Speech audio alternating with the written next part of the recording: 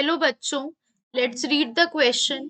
Which of the following gland is often referred in connection with AIDS? In this question, the key concept is AIDS. Basically AIDS का full form होता है acquired immunodeficiency syndrome.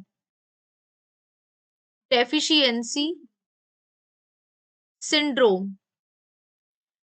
AIDS जो होता है it is a disease in which there is a severe loss of body cellular immunity. Body की जो cellular immunity होती है in terms of the T cell, so basically क्या होती है, ग्रेट लॉस ऑफ इम्यूनिटी. यानी कि किन सेल्स का लॉस हो रहा है, यहाँ पे टी सेल्स का लॉस हो रहा है, जिसकी वजह से बॉडी की जो रेजिस्टेंस होती है टुवर्ड्स एनी इन्फेक्शन और मेलिग्नेंसी वो क्या हो जाती है, लोअर हो जाती है, यानी कम हो जाती है कि वो आम सी डिजीज को भी हैंडल नहीं कर पाता है. So basically this disease is mainly related to immunity. And which hormone is responsible for immunological function? There is a gland that is thymus.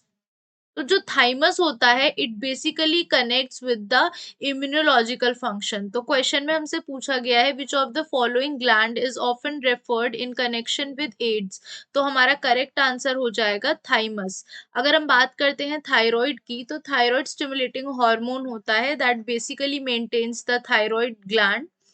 और थायराइड जो हमारी बॉडी में होता है उसको मेंटेन करता है. एंड एड्रिनल की अगर हम बात करें, it is a gland that is present above both of the kidneys which actually helps in the secretion of cortisol hormone. And if we talk about pancreas, तो पेनक्रियाज एक composite gland होता है. ये एक्सोक्राइन और endocrine दोनों की तरह काम करता है.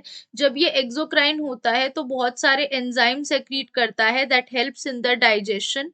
एंड जब ये एंडोक्राइन होता है बेसिकली, तो उस टाइम पर जब ये एंडोक्राइन होता है तो ये हार्मोन सेक्रीट करता है दैट बेसिकली हार्मोन सेक्रीट करता है जो क्या करते हैं, ब्लड ग्लूकोज लेवल को मेंटेन करता है.